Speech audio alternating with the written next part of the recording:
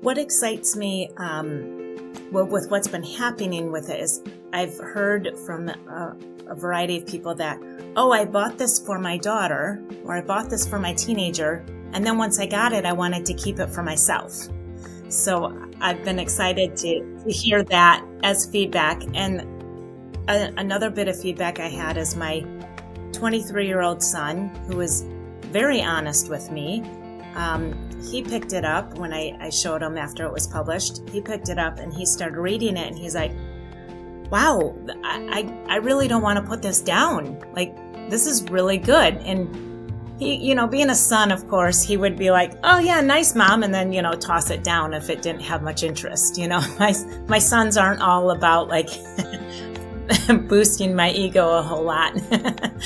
So he would have given it to me straight. So the fact that he didn't want to put it down, that makes me proud about it as well. But the main thing is, again, it's the bite-sized pieces of information, the interactive. I leave people with empowerment strategies.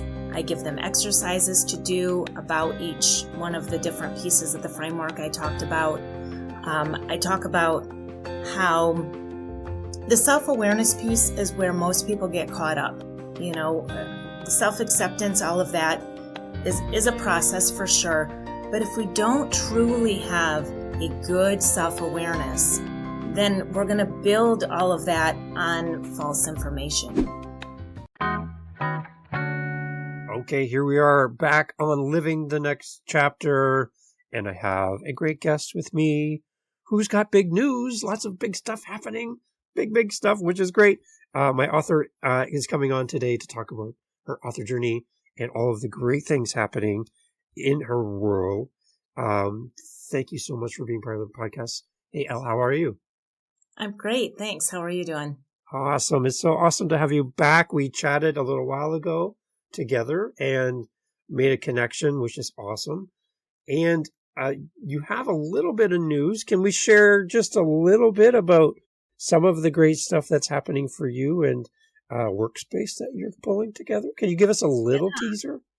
Absolutely. I was a stay-at-home mom for 25 years, and I loved it, but it was a bit isolating at times.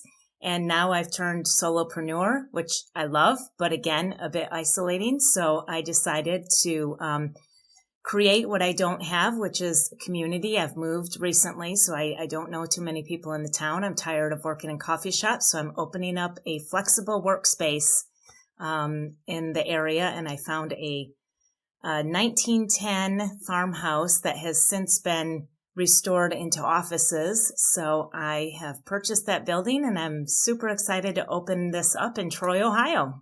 Congratulations. What a great idea. Well, that is so amazing. Thank you.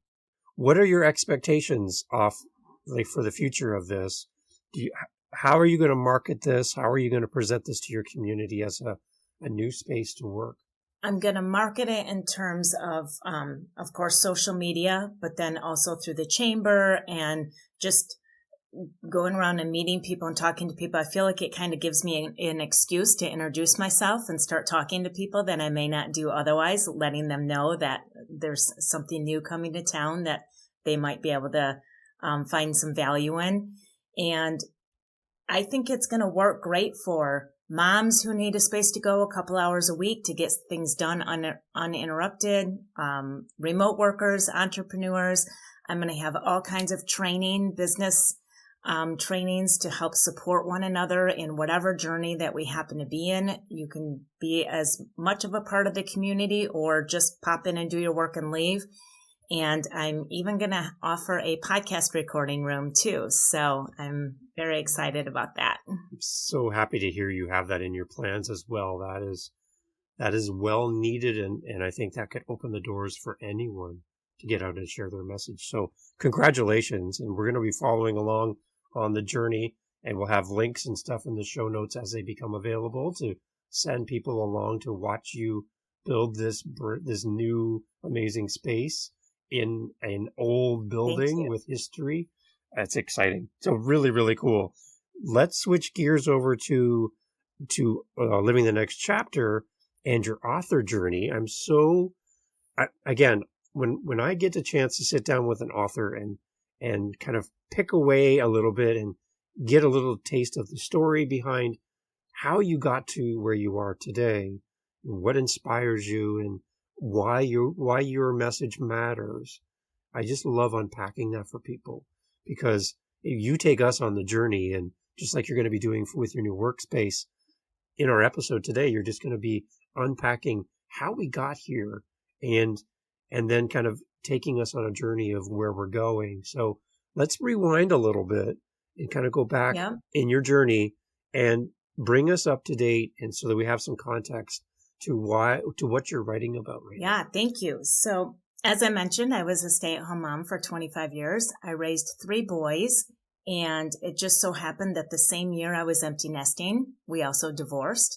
So I found myself completely surrounded by my whole family, and now all of a sudden, all independent, just me, trying to figure things out as an individual for the very first time in my life. In doing so, I decided that in order to grow, I needed to go. So I sold the house, most of my belongings, packed up what I had left, and moved from Chicago to San Diego, where I didn't know anybody, to start life over as me, trying to figure out what that looked like. In the process, I realized that I needed to do some work on myself too. We tend to easily point the finger, in other people's directions when things go awry in our lives. And I needed to look inward and figure out, how did I contribute to this? What do I need to do? And in that process, I realized that it was my emotional intelligence that was not very strong. And I didn't have a good sense of myself to be able to lean into a strong emotional intelligence.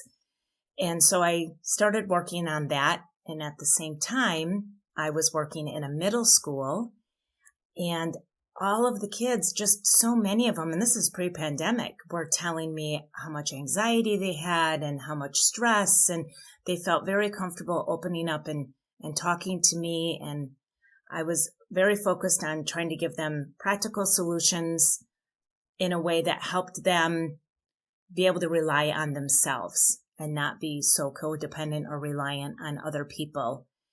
And so I took my emotional intelligence that I was learning and helped apply it to the kiddos.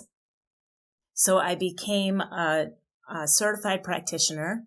And just as I was about to go to the school and say, hey, can we do an after-school club about empowerment, self-intelligence for the kids, the pandemic hit and there was no school, so there was no after-school club. Once we resumed back into in-person, the school district was given extra money for lost learning. So in the summer, they could offer classes to the middle schoolers, and it could be a variety of subjects. It didn't have to be your typical math, science, social studies.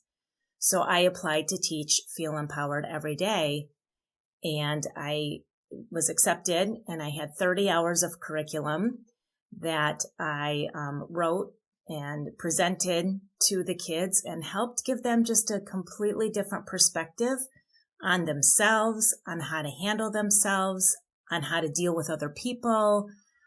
And I talked to them in a way that I don't think they're often talked to by parents and teachers in terms of empowerment and learning to rely on yourself and lean into yourself and figure out who you are and your work ethic and all kinds of things we discussed. While I was teaching that class, the kids were taking notes in this lots of different colored pens, and they were drawing and doodling all around it. And they were so excited to show me these journals that they were creating about the content that I was teaching. And that's what led me to why I'm with you now. So your students inspired this. That's unique. Absolutely.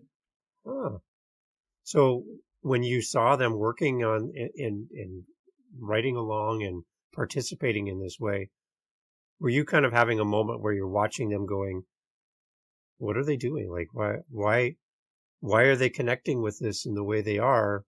were you kind of watching it as a spectator in that moment and going, wait a minute, there's an idea here? Not really. It didn't hit me yet.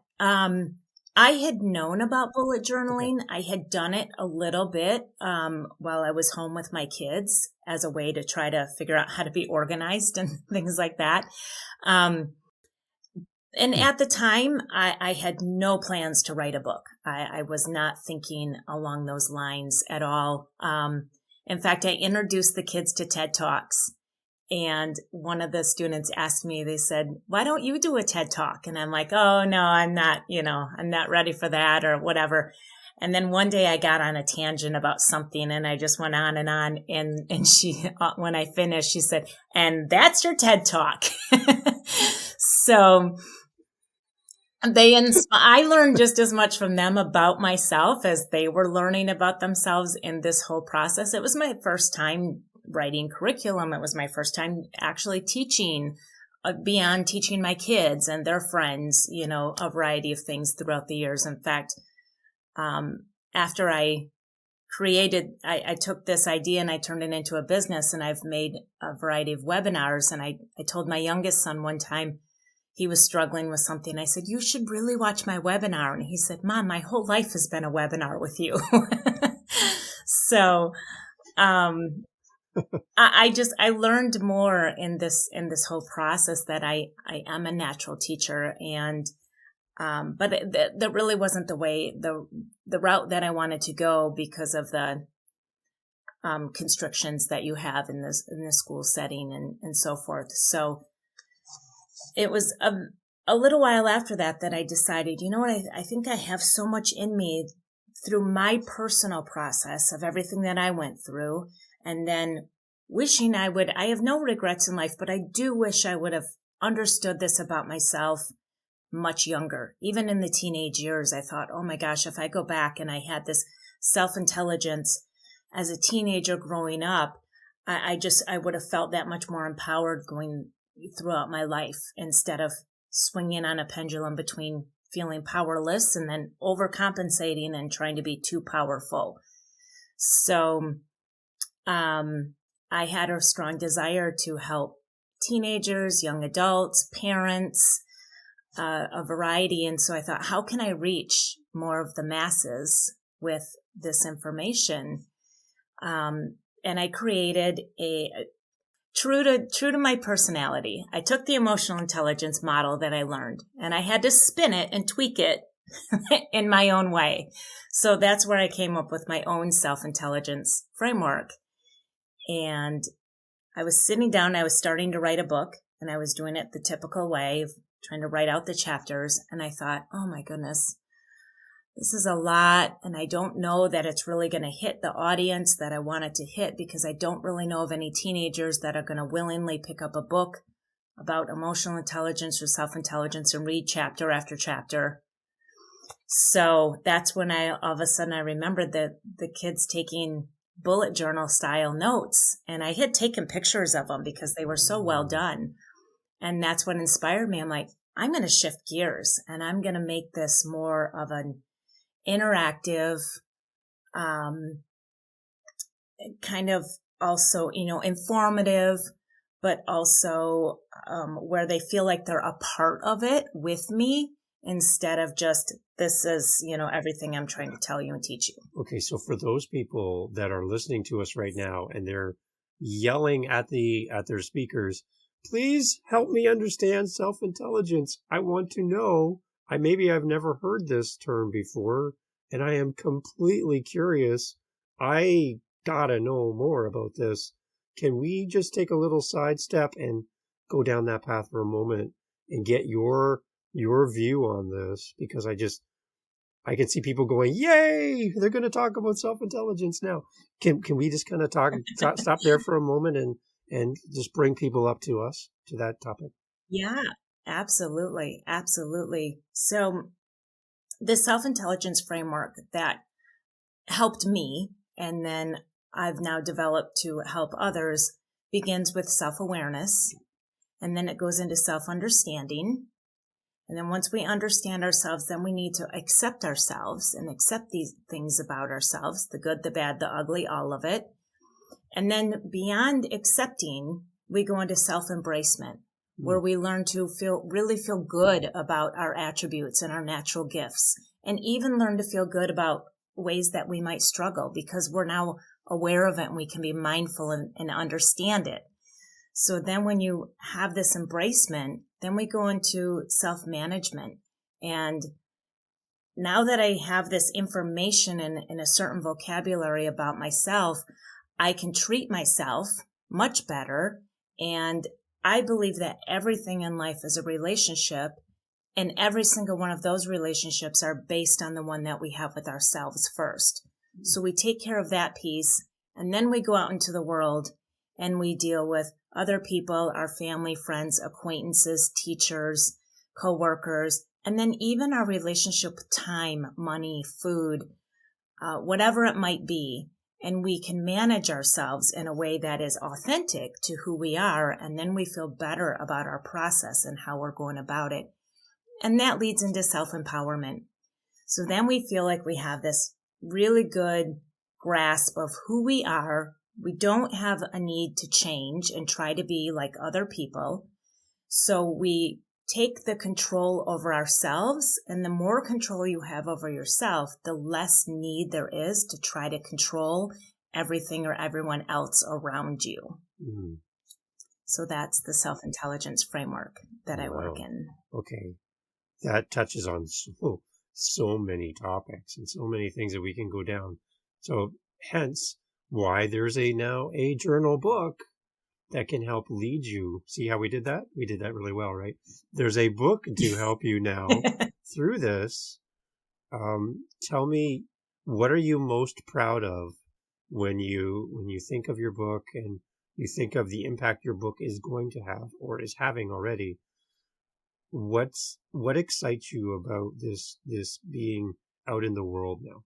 What excites me, with what's been happening with it is I've heard from a variety of people that, oh, I bought this for my daughter, or I bought this for my teenager, and then once I got it, I wanted to keep it for myself. So I've been excited to hear that as feedback. And another bit of feedback I had is my 23-year-old son, who was very honest with me. He picked it up when I showed him after it was published. He picked it up and he started reading it, and he's like, wow, I really don't want to put this down. Like, this is really good. And he, being a son, of course, he would be like, oh yeah, nice, Mom. And then, toss it down if it didn't have much interest. My sons aren't all about like boosting my ego a whole lot. So, he would have given it to me straight. So the fact that he didn't want to put it down, that makes me proud about it as well. But the main thing is, again, it's the bite-sized pieces of information, the interactive. I leave people with empowerment strategies. I give them exercises to do about each one of the different pieces of the framework I talked about. I talk about how the self-awareness piece is where most people get caught up. The self-acceptance, all of that is a process for sure.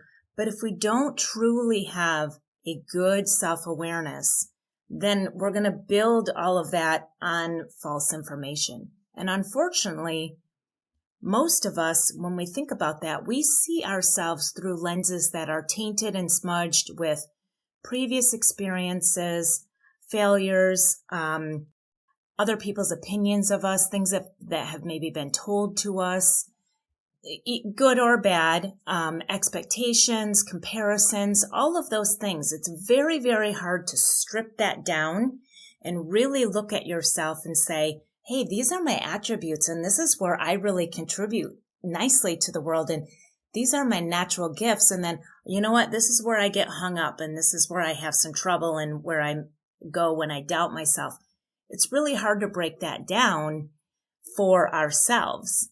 And when you work with somebody to try to go through that process, then of course, even though they're trained, they're still coming to you with the bias and their lens as well, and how they're picking up things about you. So I use the Clifton Strengths Assessment as an unbiased way to be able to give that piece of self-awareness that we struggle with. So it measures 34 traits every single one of us uses, but we all use them differently. And the results that come back of the ranking of those 34 are unlike anybody else in the world. So it doesn't put you in a box or a category or a number or a series of letters like, other people. This is you and you alone.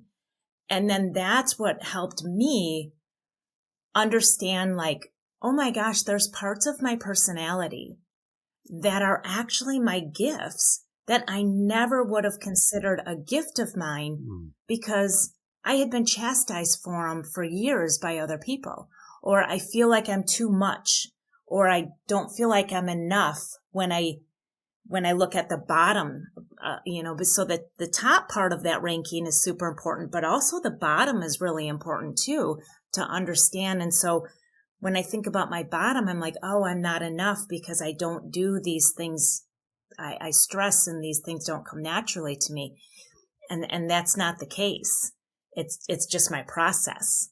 And so when you have that vocabulary and you see that unbiased, objective look at how you do things, then that gives you such a good foundation to build this self-intelligence on. And so I talk about that in the book as well. It's amazing. So one thing I heard you talk about was self-doubt. I heard you mention self-doubt. And self-doubt can lead to a whole thing of, well, who am I to write this book? Who am I to create a workspace for other people, right? Who am I to start a podcast? Who am I to share a message or content with the world?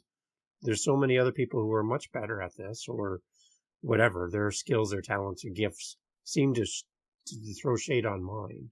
So I have this internal struggle all the time.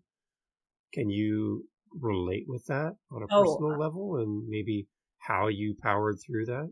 Yeah, I can relate to that 100%. I think that our bottom strengths show up in our life just as much as our top ones do. And so, for an example, my number 34 out of the 34 is competition, which means that I don't do well when I compare myself to other people. And so now that I realize that about myself, and I can be mindful of that, when I catch myself doing it, because I will do it and I have done it and I still do it, writing a book, like, oh my gosh, how am I going to compare to other people who are writing about the subject? They're so much more experienced than I am, and they have the schooling, and maybe they're a doctor and they have the PhD and all the degrees to go behind this. And I'm just talking about my personal experience and what I've learned and using the knowledge that I've gained around it. But then, hello, don't compare yourself. That doesn't serve you well. What serves you well is connecting with people and feeling where they're at and helping them move them forward. And so when I lean into that part of myself, I'm like, well, it doesn't matter how I compare to everybody else with this. And so I can learn to let that go then. Or if I start overthinking, like with the co-working space, if I overthink it, oh, it's a small town. I don't know if anybody's going to really want to come. What if I don't do this? What if I do that? And I just let myself get on that mental treadmill or, hamster wheel of my thoughts. Now I can catch myself doing that. And instead of it letting it lead me down a dark place where then I'm not going to pull the trigger and I'm not going to go for it, again, I can say, oh, overthinking, that doesn't serve me well. So then I bring myself back up to, hey, everything's meant to be. It's all going to work out the way it's supposed to work out, whether it's a hit and everybody loves it or nobody really has an interest, then I turn it into something else. Or I do something different with the property instead, and that's going to be okay too. So once you know your process, then it helps you get past your obstacles. So when you did the Clifton Strengths process, what was something that really shocked you from the results? You're like, you see it in front of you for the first time, and you're like, what? That's me? Like, really? No. This must be somebody else. That's me, really. Like what stood out to you that was like a real awakening for you when you looked at the results? Well, when I first got the results that Gallup gives you, I read through them and I thought, this is interesting. I was not thrilled with my number one strength at all, but it didn't have much of an impact on me as a whole. So I honestly put it away. And I'd been taking all kinds of other personality tests and trying to figure myself out during this whole divorce independence process. It wasn't until I was taking part in a leadership conference where a gentleman got on stage and started talking about the Clifton strengths and what they mean in your life. And he brought them to like, he shined this light on them in a way that I didn't pick up reading the report. He brought such a different, personal, spin to them that just helped me apply them to my everyday life. And that's what sparked me. And that's what got me excited. And so everything I do with the strengths, I've learned from him. So as I mentioned, I was not happy with my number one strength, which is woo. It's win others over. And I was a cheerleader all growing up, and I'm like, oh my gosh, woo, I'm 46 years old. Have I not grown out of I'm not a cheerleader anymore?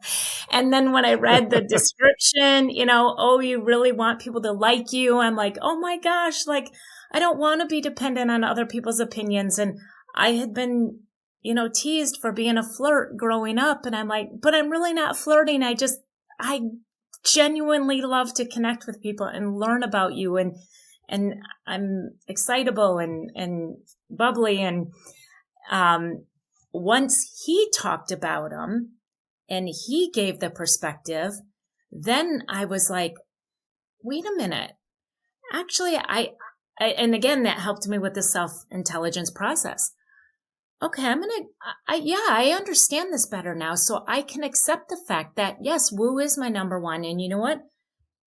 I love the fact that I can be in a room with people and enjoy getting to know strangers and try to figure out how to spark up a conversation with somebody in a way that they're going to enjoy it. And it's not just about me.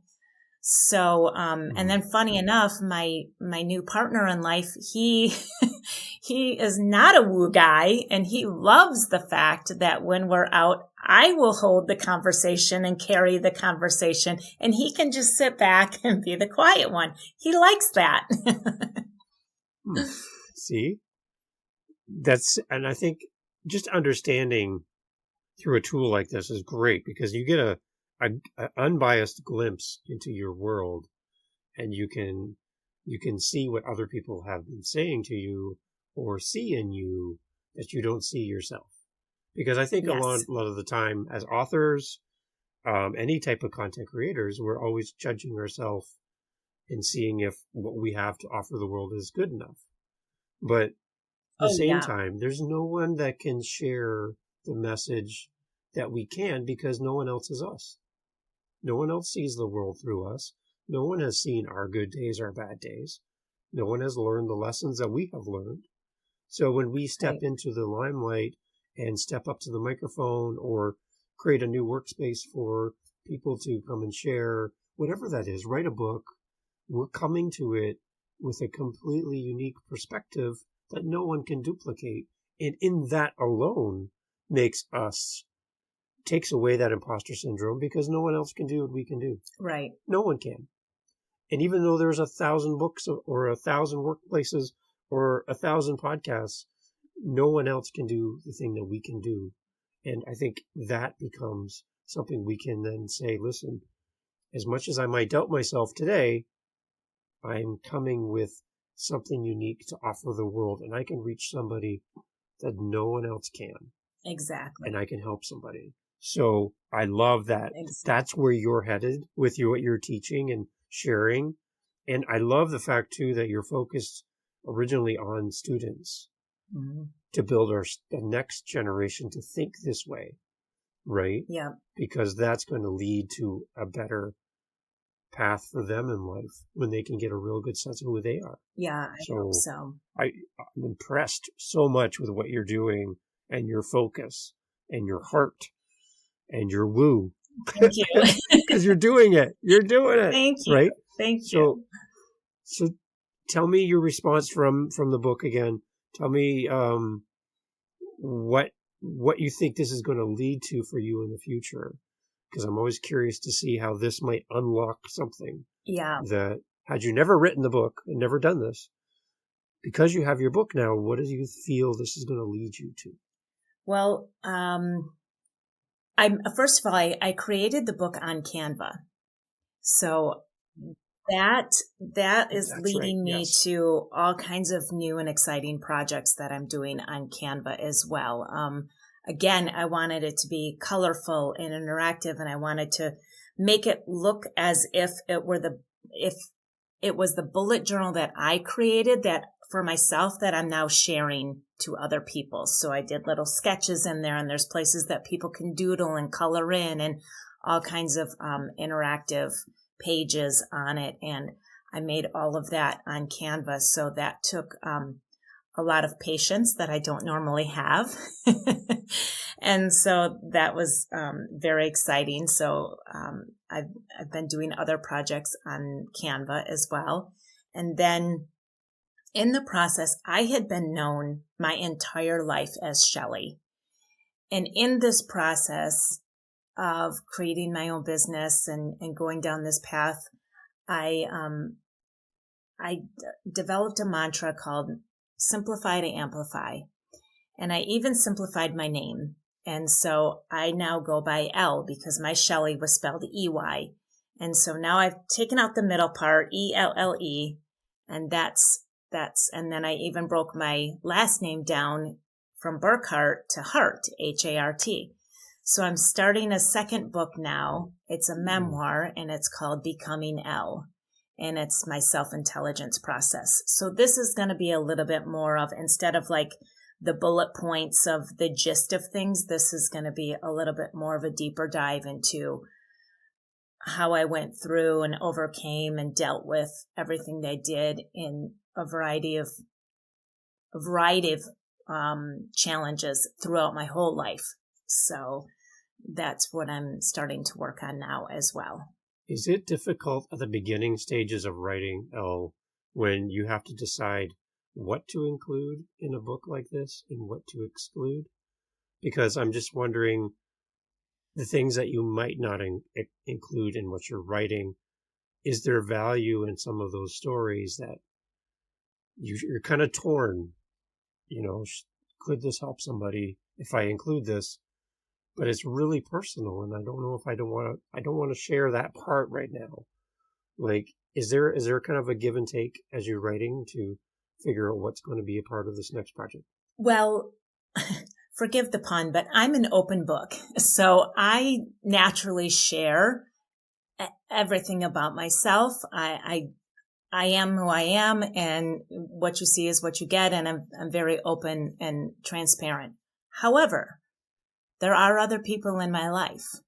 And because I do also have empathy high on my strengths, I worry about how they're going to feel. So I'm protective and careful about the stories that I share that involve other people. So, especially my kids and their dad, I don't want it to be something where it's just an airy or dirty laundry. And I definitely don't want it to be something where it's just kind of all the troubles and tribulations. I do have restorative high, so I am about problems, but more so for the solutions of those. And then right after that is a positivity strength. So I talk about the problems and then bring the light and the positive that comes out of things. So I'm hoping it's going to be something that's inspiring and not just kind of, here's the drama of my life. Okay, so I'm going to put you on the spot. Are you ready? Yep.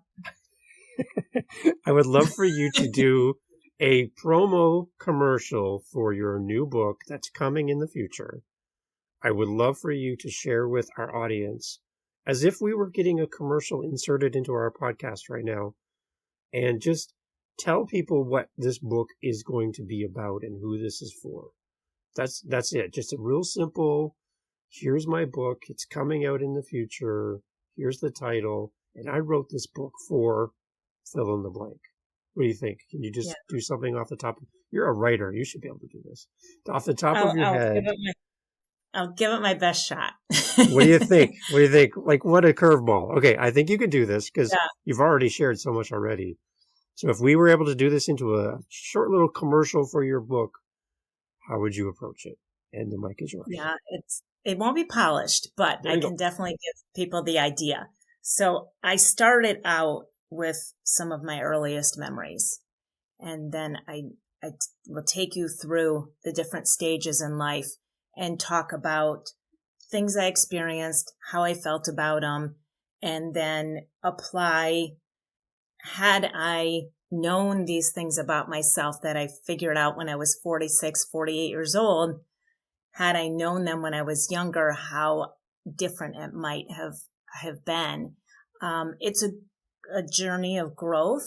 And I know that there's so many people out there like me that whether it's your job or your family or your kids or friends, whatever it might be, you, and I hate to say the phrase, but lose yourself, or you kind of morph yourself into that. And then all of a sudden at some point in your life, you realize, wait a minute, this doesn't feel right. This doesn't feel connected to me. I don't feel authentic doing this. I'm doing it for the wrong reasons, or there's more to what is going on right now. I want to help people figure out how they can find their more through my journey. There's times in our life as parents where we become who people need us to be out of necessity. So we work, we do all the things, we do the laundry, we cook the meals, we go to work, whatever that is, because it's a necessity we need to survive. But then there's a point in the time where you become who you need to be for yourself. And I think that's kind of what I'm getting from our conversation is we really need a really good idea of who we are. And by knowing who we are, then we can help others. Is that kind of, am I on the right road there? Yes. Yeah, absolutely. And I think that probably it will be the empty nesters or about to empty nest that will be most drawn to the information in this book. Good. How do I now, because so many people still cling to living through and with their kids and their lives when their kids are adults. And that's posing a lot of issues and problems for both the adult kids and the parents. And I'm hoping that it gives parents the permission to let their kids live their life. You can still be a part of it. You can still support them and be engaged and love on them, of course. But you get to, you should be yourself and live your own life now and do some things like write a book, start a business, open a workspace, do some things that you never thought you would do now that you have this time in your life. And I'm an empty nester, so you have your target audience sitting right in front of you. So I love what you're sharing and what you're bringing to the world. And I love the fact that you're willing to do this, right? You could have just sat on this and went, I think I'll just keep it for myself and I'll use it to help myself. But you are turning this around to say, I have a message to share with the world to help others. And that is something that I celebrate on this podcast because having people come on and share their message to help people is the reason why this even exists. So I'm so pleased that you have time to come on and talk about this. With all the things you got going on, I really do appreciate it. Where do people connect with you, Elle? How do people find you? Where are you most active? If I have a question and I want to reach out and know that you're going to see my question, where do I go? You can either go to my website, feelempoweredeveryday.com, and connect with me through the contact form there. I'm also on Instagram, and I put out quite a few videos on a YouTube channel, Feel Empowered Every Day. So those would probably be the best places to connect with me. Because sometimes there's a perception that I'm going to reach out to Elle and I'm going to get your assistant, and I'm like pouring my heart out to your assistant. And you're like, No. no, I'm not. Yeah. So we're reaching out to you and we're talking to you. And that means so much right there that you are willing to do that, because people might be listening to this in the future, and what we've talked about today has meant something to them. And A, they want to thank you, or B, they have a question. So being accessible to your audiences. I can tell that's who you are. So I knew that'd be easy to connect with you. Yeah. And actually, I have a podcast myself on Spotify, Feel Empowered Every Day. It's a solo podcast. And really what it is it's like my verbal journal entries. And so I wish I was like sitting and talking with a girlfriend. So quite often I'll ask questions. I want it to be interactive and engaging. So if you listen to my podcast, please reach out to me with any of the topics that are on there, because I love to dig in and I love to hear other people's perspectives.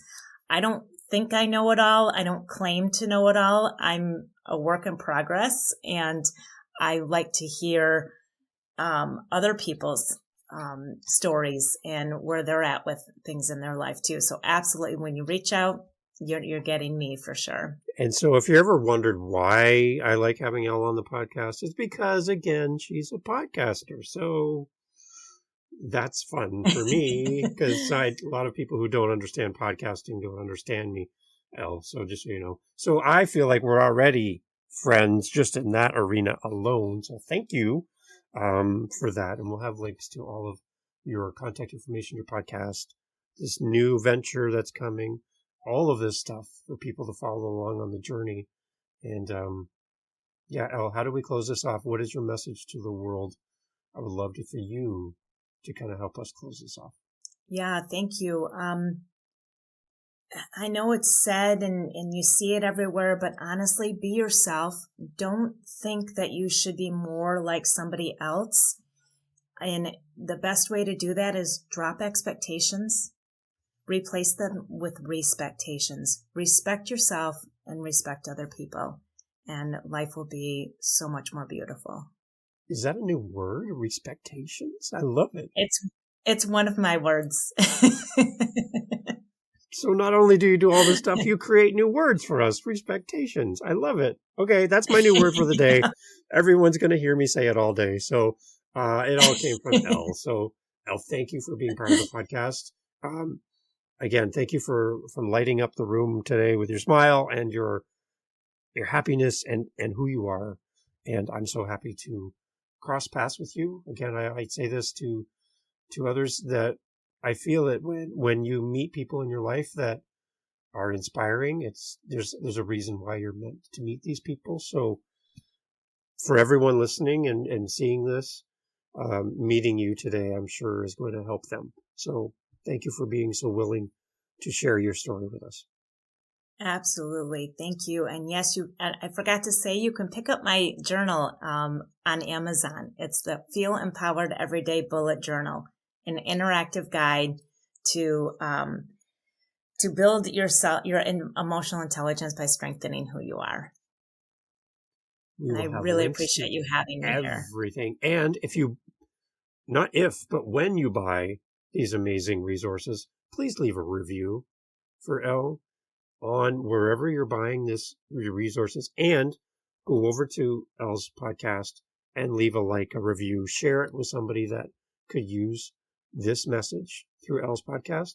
Again, all the links in the show notes, but that really does help as we create content and send it out into the world for you to share it. So I'm not asking you to share my podcast. I'm asking you to share Elle's podcast and to review her books and everything she does.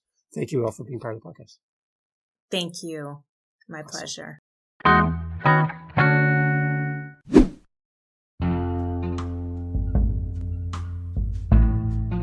Jumping here at the very end, I want to thank you for coming.